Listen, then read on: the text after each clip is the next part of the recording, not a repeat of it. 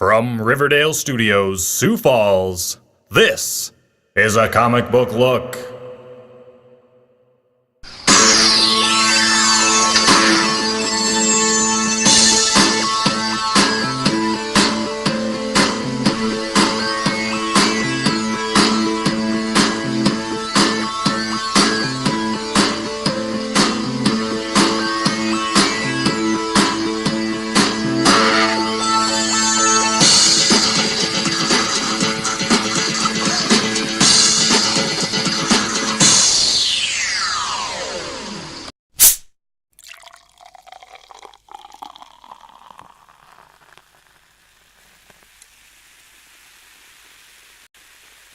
Welcome to a comic book look, your weekly comic book show. We talk about anything in the comic book industry. You want it, you got it. My name's John, aka High Pitch Boy Wonder, aka Digital Don Juan, aka God of the Ones and Zeros, @ John on Demand. We got Tom over here, aka the Internet Zaro, gonna slash some Z's on your hater self, whatever. @ Tom Stu Divine.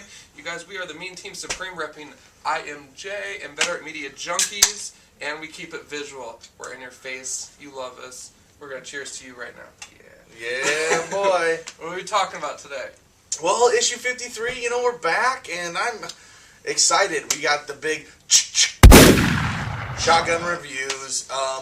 It's kind of fun to do this. We used to do shotgun reviews all the time. Yeah. Haven't done them forever. We hadn't done Long Box Confidential We're getting back forever. to the roots. It And feels like it really does. it is. Yeah. And when we're taping this, our last show isn't even up. Yeah. I just want to let you guys know, sorry about the delay immensely. Skylar has been busting his ass to try to get that out. Benny he spilled... Exactly. He Benny... that smeared off ice shit all over the laptop. And he fled to Mexico. Nobody can find him. I called his mom's house, called his girlfriend's house. He has one? Of course, dude. Benny, Yeah. she's that Who really do you think pretty buys girl. all his Smirnoff from? Exactly. But anyway, yes. Thanks for sticking around, and sorry about the delay last time. Hopefully this will be right out on time on Tuesday on Inveterate Media Junkies, the greatest website around. And we're proud to be repping their comic books, and so let's do a little shotgun review. Oh, but I think we have some really special, awesome segment that we may want to jump into first. You've got mail. Whoa. Oh, God. Wow. All right, Meg Ryan, Tom Hanks, let's do this. Alright, we're going to do Sleepless in Sioux Falls for sure. I got hot and steamy in my mailbox. Woo-wee.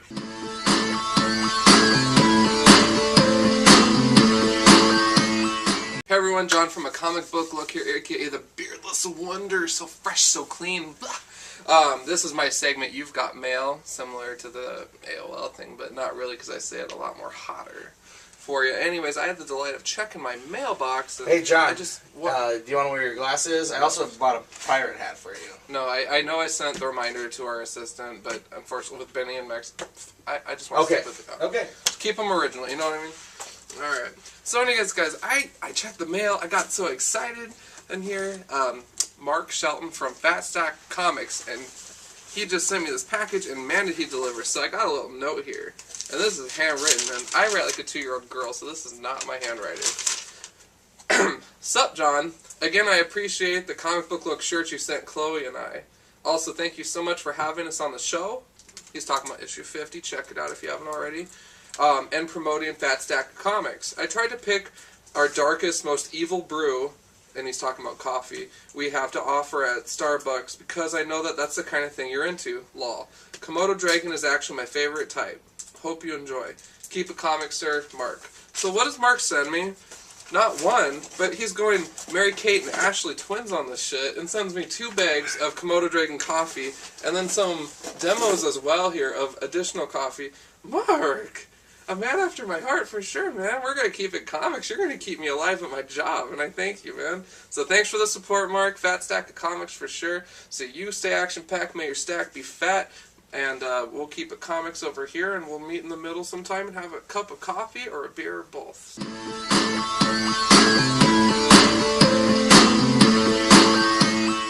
Speaking of mail, just, I'm kind of a planner. I don't know about you guys, but last year during our Christmas episode, we had stockings and we had swagger to put on them, So, if you guys want to rep where you're from and you got stickers or whatever you want to send us that we can put on our stockings, absolutely. If you have posters or anything that we can put in the background, we love staying local, even if it's somewhere else, because we are bringing this to you on YouTube. And so we will definitely, rock whatever you'd like us to. We appreciate hearing from you guys. That's why we do what we do. And it's so cool to get packages. You got mail. Yeah. It's super fun. We've gotten mail from, Von Boone. It's really awesome to get mail. And so, it's time that we just give out our, corporate offices, line. You can send all mail to Riverdale Studios, and that's 1412 South Riverdale Road, Sioux Falls, South Dakota, 57105. We'll get Skylar, the main man, to put that up for you guys. But this is our studio where we shoot, and send us anything you got, man. We want to hear from you. If you got real letters, that's so much cooler than an email. Send that to us. I want to hear it. If you got some random stuff that you guys want to see in one of John's segments that's You Got Mail, that's the time for it. So definitely check us out. Segments. Exactly. If you got something for any one of us, we will talk about it till our faces turn blue. Exactly. So check it, Riverdale Studios. It's just the bombest hangout anywhere. I mean, you got our corporate offices here. Huge parking lot, signs on our spots. Of course. That likes to fight with us. Yeah. Well, I don't like the vending machine. Close gas station, close enough. Yeah. But we keep the fridge stocked and the the kegerator ready to go when we don't get these going. Too. Anyway, let's this thing right in. We're from South Dakota. We deal with shotguns all the time. Shotguns and beer. Because we're hunters. And so it's time to do some shotgun reviews. Let's go hunt for some good comics. We already did that. Speaking of guns, I'm going to go right away. Do it. All right. I don't know if I've talked about this before, but Fury Max, this is this new series, from Garth Ennis, Preacher fame and Boys fame, writing Nick Fury. But there's no other Marvel superheroes. They're putting him in a real place. This is the Max universe, so it is very, very, adult and so good. When you let Garth Ennis just tell war stories, you get good comics. So right off the bat, I do want to just say you have to read this. It's starting to get into the Cuban Missile Crisis, and how Fury has his hand in all these different things, and how smartly Ennis puts it all together, and the different players that are there, and just like the inner workings of Cuba at this time. It just makes for absolute great comic booking. Brutal, relentless, and just so well written. I would say the art, it's good storytelling. I never have a problem knowing what's going on, but I would like to see a little bit more from the art. I mean, I was used to with the last Max series that was awesome, Jason Aaron and Steve Dillon. You got Steve Dillon art, which I really do like, and then so this art, it's not as good, but it still has that same kind of feel. Ennis has already made it famous, and so. Or made the Max series famous with Punisher, and so to make a Nick Fury book now is just absolutely awesome. And you have to pick it up. This is only issue 5, so you can easily catch up. This is only the middle of the second arc, and it's really cool. Definitely a must-read for anybody who likes war comics. And reviews, I will give that one a 5 out of 6 beers. Oh, I'm on my third for tonight, so we're getting up there. Yeah, exactly. Fury Max beat. Status. Speaking of must-reads, one hero that has just really had a rough year for me, Spider-Man. Movies, comics, and that new Peter Parker series, Gabe's been checking that out, Gabe Nightchill from issue 7 a long time ago. So if you guys want a history lesson, check that shit out. But Spider-Man, I've always struggled with it because it's like the same thing over and over again. Like, let's launch a new line to tell the same story. Well, we have Scarlet Spider, which is a breath of fresh air for me, and it just does the character a lot more justice. Kane is the kind of Spider-Man that I want to see, because what I like about characters isn't what Tom likes about characters, and definitely isn't what Skylar likes about characters. I love the badass. I love the most random guy that's like, oh, fine, I'll be a hero when it's convenient for me.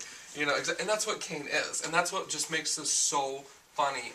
But He's going up against a team. He's based out of Texas, and he's going up against a team called the Rangers. And you have characters called like the Living Lightning, a Texas novice Rangers based out of Lightning, and there's like a guy that's like a tornado guy with a hat on and stuff, and it's just so hokey.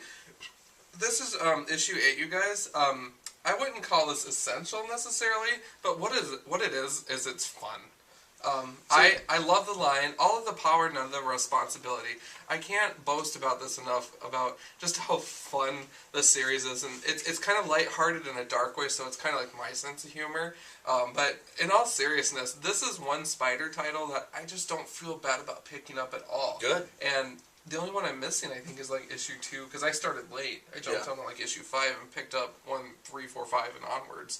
But this has really been a treat for me. So this is a hats off to Yost, who I know is kind of the brains behind this, and I totally appreciate it because it's been a great thing. So this issue, I'll give it a 4 out of 6 beers. I like my beery guys. Could have done without that's a good rating. corny characters, but you know, that's a good rating. But yeah, it's not bad. I would definitely encourage you, if you're not checking the series out, give one issue a shot or check out issue number 1 because the artwork in that is dank. So I can't stress this enough. This is definitely probably going to be one of my flagship titles unless it starts to severely suck. So, and we'll see as time goes on, because it happens to all. Yeah, it does. So, it does every once in a while. Yeah. And Chris Yost is a very good writer. Yeah. He does a lot of things with animation and writing different kind of TV shows for the different Marvel and DCU. Yeah. And but when he does, it can seem like sometimes his work can be mediocre. But you know, I have read things from Yost that is just absolutely top-notch work. So, you know, I know he doesn't get enough credit out there, so I'm glad to see that, you know, you're giving him a little bit. So. I enjoy it, so. Yeah. Good. All right, well, here is time for probably, quite possibly, one of the next big things in comics. It's risen. Punk Rock Jesus. Just so fucking good. I love how, like, it is just Punk Rock Jesus. You know, upside down cross right on the cover just really throws that greatness. It is written by Sean Murphy, drawn by Sean Murphy, black and white. Like it looks like completely an indie book. Like Sean Murphy, or did I say Sean White? I think I said Sean White, the snowboarder. But anyway, Sean Murphy. Like the inside cover, that's just like terrible design. That's just like the design you would see in like an image book from the 90s, but I just almost like that about it, as it's just one guy doing this, putting this out there. He was like, yeah, just throw something down there for that first page, and it just kind of looks bad, but it's just almost makes this book kind of what it is, and telling the story of a cloned Jesus with reality TV and what it means to all these different groups, but then throwing in the IRA, with this big Irish guy right here, and you know what it means to Catholics and different things like that. Obviously, I'm assuming he's Irish, you know, Sean Murphy, and so immediately that's going to hold something to me and John, because you know, we're Irish and we love Ireland, and it's really cool. I love stories about the IRA as well. You know, even though they kind of they do some terrible things sometimes, it's still really cool to hear about the IRA and have them in a comic book's really cool, especially when it's about a Jesus clone and his mom's all fucked up and everything is crazy and the terrible situation. But the art is so goddamn good. So good. And the writing is just starting to start to catch up and be as good as the art. And the first one, I didn't say that. It was more of a setup. But now you see where it's going. You got the badass. You see this art that is unlike anybody else. Unlike anybody else. He does things that you don't think you could do. Like these lines that go on noses that if I was drawing a nose, I could never put there and say it looks absolutely terrible. He makes it look so good and so stylistic. Punk Rock Jesus is a must pick up. It's going to be a special book that people are going to talk about for a very long time, and I cannot recommend this higher. I totally give this issue a full 6-pack. So, you know, definitely another book that you must pick up. Even though I just threw it, dropped on the ground, and flailed over. It doesn't matter, okay, guys? Comics are... The gold is what's on the inside. Yeah. Yeah. Alright, so up next, Roman Dirge. What a man after my heart. Series is called Lenore, and you know, we've been trying to do an episode about this for a while. My friend Sarah reads Johnny the Homicidal Maniac. We're going to be trying to kind of do a lull episode about these kinds of series, but Lenore is just that. Lenore issue 6 just delivers again, you guys. Lenore is the artwork reminds me of like Nightmare Before Christmas, which is one of my favorite movies ever. Just this gothic, cartoony, right, cute but dark. So funny. Something that John just absolutely loves. I adore it, you guys. Like, I have all the new ones, and I have been starting. There was a run previously, and I have about half of those right now. So when I'm at some of these cons coming up, I'm definitely going to be on the lookout for that. The point of this issue is that it's pointless, but it's funny. The story, seriously, it is, because it talks about their house that they live in has infinite rooms and stuff. They're trying to find her blanket. It's actually wrapped around a dead clown that's been stabbed at the door by a demon with a pitchfork, a trident. And so it's just completely ridiculous fun. The artwork is sick. These issues don't come out often enough for me. Like, I saw this on the shelf. Year. I just died. I was just like, yes. I had no idea that he was still doing it. So I was just tickled pink, you guys. So if you have not checked out Lenore, I totally recommend it. This, my friends, is a keg out of 6 beers, because I love this series. You're going to throw the keg out of 6 beers? To Lenore. Oh my God! Have you read it? No, I can't say you can't do that. I'm just saying, God damn, boy, that's awesome. I'm gonna have to read it now. It's just so not my thing, you know. But you'll love it. It's so ridiculous. You know, dude.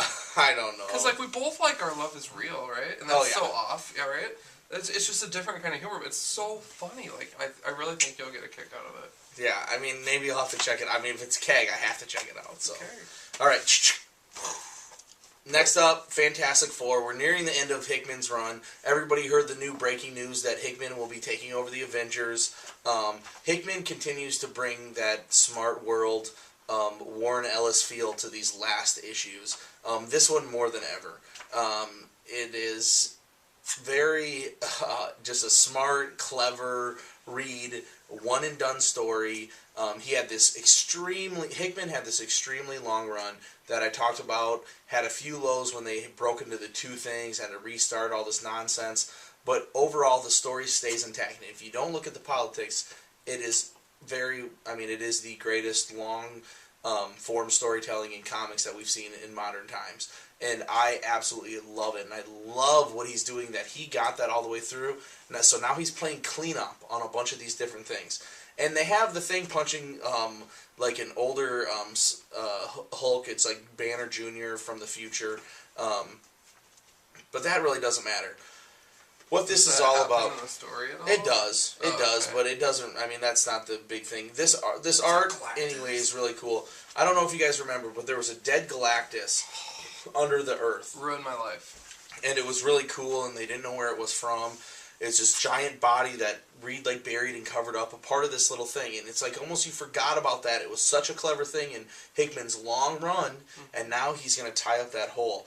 And he brings in like these defenders from the future, and they in turn are these weird group of heroes, and they turn Galactus into this after a bunch of nonsense, this and that, you know, some different things are happening. They turn Galactus into this huge ship that they're able to launch into outer space, and it's crazy. They do all these crazy things. This dead Galactus, all his bones, still has the power of a Celestial. They use that and turn it into a fucking crazy-ass time machine. And then bring them back to the future. Reed is like, did it work? I don't know if it did. But then you have this very last page where one of this person's name is Mother X. And Mother X has this brain that just continues to grow. And as she gathers, she grows and grows and grows. And it shows her inside the Galactus's head. And her brain is like filling up the space in his head. And it says something like, the Godship will return and Mother X will continue to grow. The world mind eventually controlling every system. So Mother X is going to just continue to grow during these times, and then this Galactus is going to, at some point, become Mother X Galactus, where her whole entire body will grow into all these different parts of his body. He'll have her brain. It's just such a clever... And then they show him here 1,000 years in the future. They're using this Galactus to, like, look over the cities. It is such a... You almost, like, I want to say a Warren Ellis feel to the book, but it's almost like this is the Hickman feel now. I mean, Hickman is doing it. Warren Ellis isn't doing it as much anymore. He did a little bit with some of those Secret Adventures one-shots, but, I mean, Hickman one-shot, you guys should just go pick this up. It's so full of these great ideas and, clever, established plans that, you just don't see coming, and it's almost just like it doesn't quite fit into modern superhero comics in a turn that this is so quirky and odd and so well thought out that it's so good. So that comic, because of the last page and everything, I give it 5 out of 6 beers. Just absolutely loved it as well. So far my shotguns are 3 great mugs. That just bothers me, dude. Galactus? Oh, that's just like dead. Galactus from a different thing. Galactus is still here. He just had to save everybody recently. Oh, so good. Read it. Well, Rob Liefeld, who is evidently very well spoken about Deadpool. By the way, I'm not familiar with that whole situation, to be honest with you. I just saw a lot of things about Snyder saying... This is how it comes... Yeah, how did it break down? So you saw Snyder's talking about it? I just saw someone say, like, I heard about this, or something. Like, when you Google it, it's the same quote from the person, like, DC's website. It's all these different hits and all these different comic books. I wish... So I think Snyder spoke on it or something. Nice, I should check that out. Okay, well, who it was. Well, what happened? Maybe it's not you, Snyder. If not, my bad, I'll buy you a beer. So. I'm sure he did, because he's Twitter central. He always talks and stuff. But anyway... What happened? So, idiot Rob Liefeld, who thinks he's just the god for writing some terrible things, just view last issue in what I talked about him during Chapel. I'll stop. Can't draw feet or anything else, only draws one kind of mouth. That mouth that he put on the cover. Yeah. He talked shit and said that Deadpool is such a great character that nothing but D-list talent works on him, and he still sells really well. Okay, so he's calling out other creators. Yeah, he called out.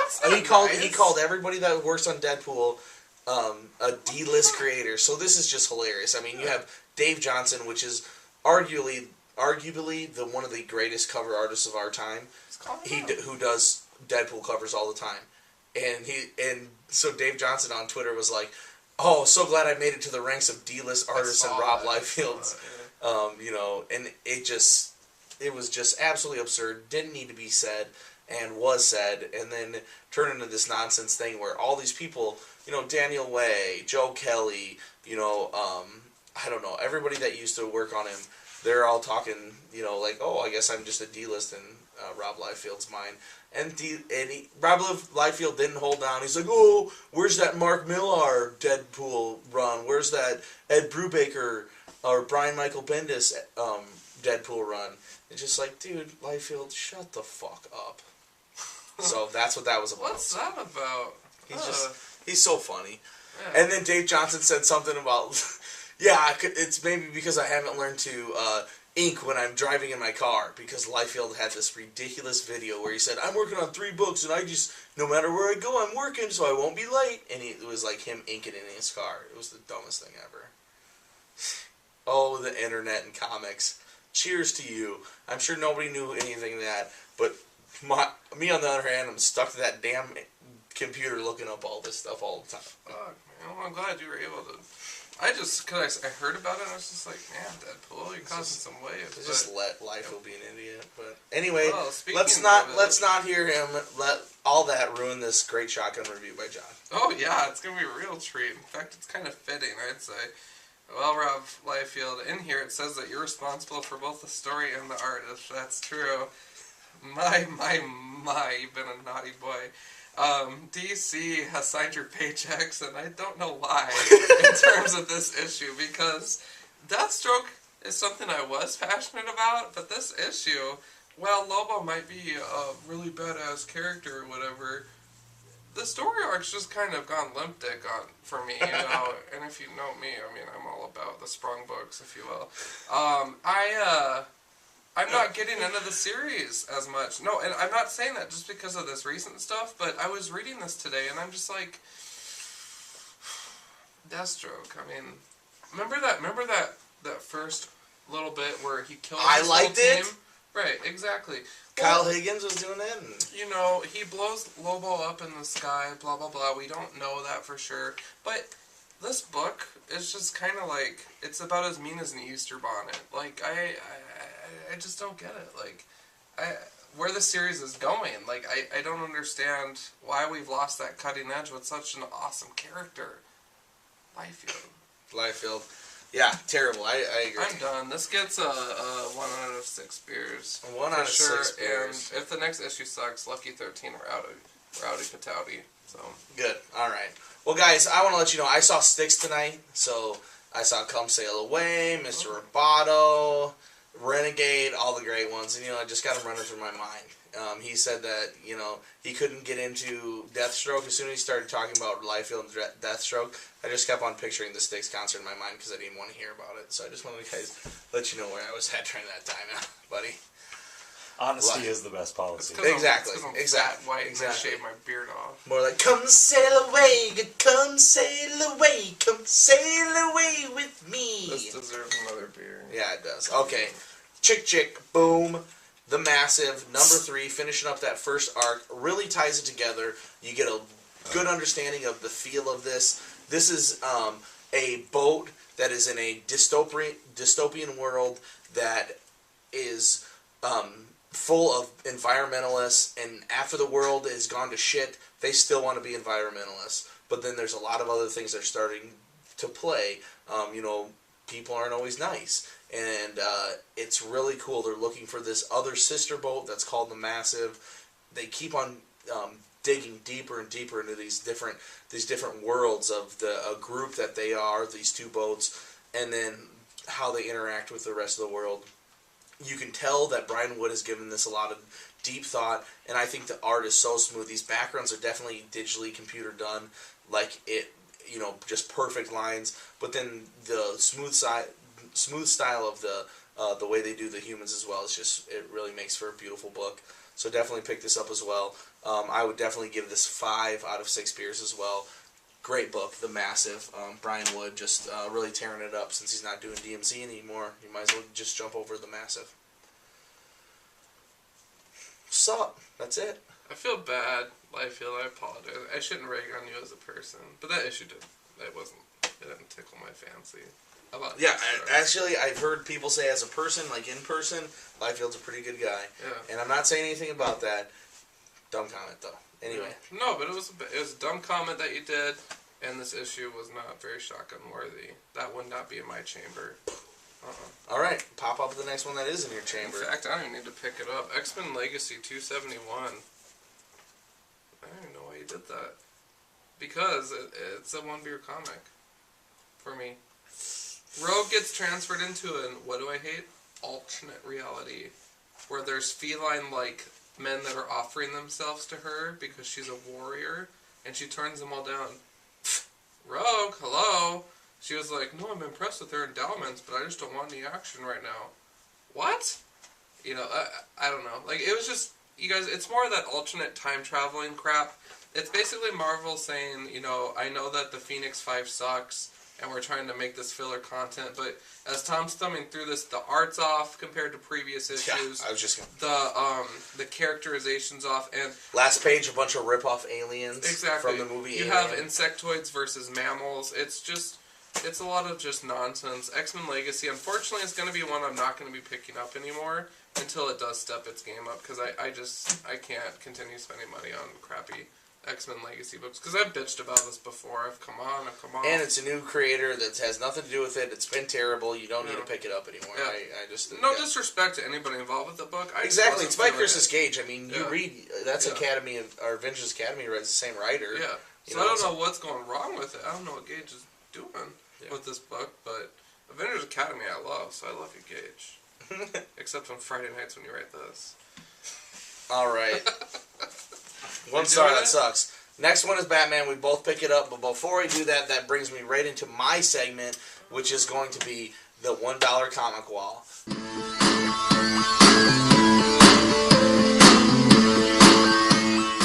Hey guys, Comic Book Look, Tom Devine. I got my segment here, and we are going to do, this is going to be called $1 Comics.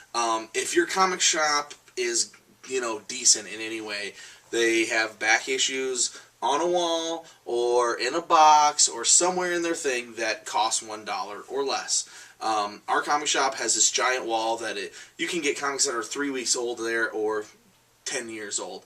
And it just kind of evolves around what's going on in the news and what's going on around, what movies are coming out, what people should see, if there's a new cartoon coming out. They try to center the books that they're going to put there on their dollar wall. But this is a huge wall, 10 times the size of what that is that we get at Rainbow Comics. You see it at the beginning of the shop. Well, I love scrolling through there. You guys, we pay $3 for comics. Me and John pay that every single Wednesday times, however many books we buy. And so it's really nice to pay $1 for comics. And I got some serious scores this time. New Batman coming out. So they had a bunch of Batman books there. Well, there was this Batman book that was coming out that I commented on earlier that I said this is the best comic book cover that I've seen forever. But I didn't buy Batman and Robin at that time, and it was this book. It's this Salvador Dali cover that is just so odd and cool and weird. Robin crumbling to pieces and the Eiffel Tower going directly into Batman's eye and this weird orange man floating in the middle. It's just absolutely awesome. And, I wasn't going to buy it just for the cover then. I wasn't in the series, but I saw that. So I have this, and I can't wait to stick a frickin' tack directly through this thing and stick it on my wall, and everybody can look at that awesome cover. So score 1 for me. That's $1. Second score, I go, oh yeah, more Batman. Let's check it out. November 2007, Batman 669, written by Grant Morrison, penned by J.H. Williams. Yes, when I see J.H. Williams, you got me. Grant Morrison, obviously I love him. So, I don't own these books. I didn't buy these in 2007, fucking 5 years ago. And I'm going, J.H. Williams art, I'm going to buy it right away. And then I just get these beautiful layouts that are so amazing. I'm going to give Skylar some some shots of these so you guys can see them up close. But it's just J.H. Williams, which we've been talking about in Batwoman nonstop. And I get 2 of them. They have 2 different things. I don't know if there's another one in this arc. I'm going to find it. But just look at, how did people not know in 2007 that J.H. Williams needs to draw every comic?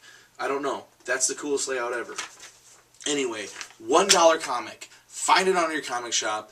It is super fun to go through. It's a blast from the past. And it's cheap fun. And then you can give these comics away and you don't give a shit what happens to them. Because guess what? Only $1!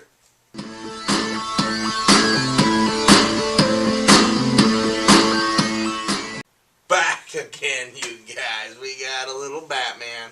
That was a segment, but here we are.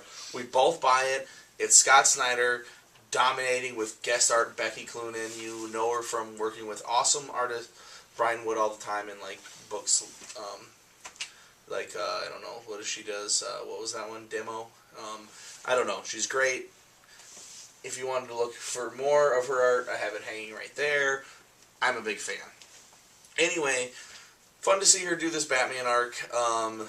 And it was a little different. This definitely steps completely away from the Talon story. You're dealing with 2 teens that are kind of on their own, that are still have to deal with high school stuff and have plenty of problems. Both of them, are gay teens, and they get picked on with the area they live in, and it's just kind of this completely story driven away from what we've seen in the past. First 11 issues, and so it's kind of different to see Scott Snyder do this, but done in a really well way that at least it didn't feel like 2 after school specially. You know what I'm saying at all, John? I don't know. Agreed. The story, when I was reading it, I was like, what in the world is going on? But as I got into it more, the characters are just, it's still captivating, it's fun, and it's logical. It's a solid read. When you get into Gotham's electrical systems or whatever, the gal character, is really smart. Yeah. Oh, definitely. She works down there. She works for the electric company Right. on the grid. That's a part of Gotham, So- which Batman plays a huge part into using the grid that controls all the electricity in Gotham. So I mean, she's just catching on to how he operates a little bit. It's a very interesting take on the character because I don't know if we've seen that before, of that caliber. Anyways, you know, getting into the guts of the city, kind of thing. I thought that was kind of a good. Oh, that was cool. Yeah. On the thing. Yeah. Wow. I'm beyond impressed right now. Tom just went Bruce Banner on that bottle. Okay, keep going. Anyways.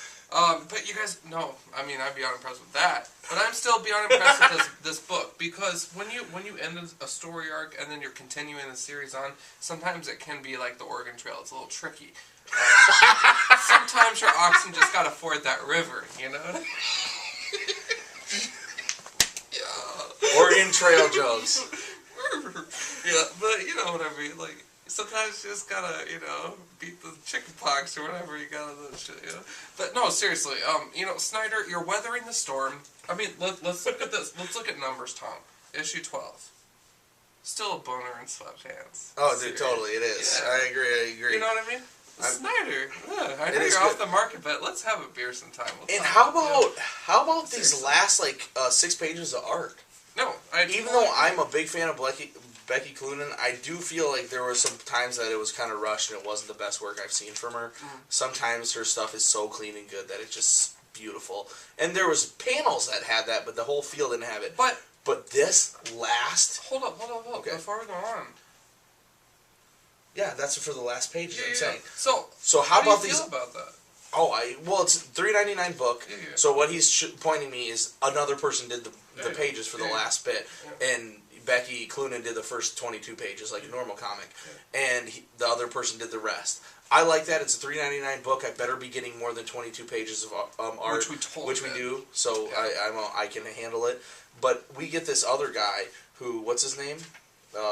Andy Clark. Yeah. Dude, this dude is a freak.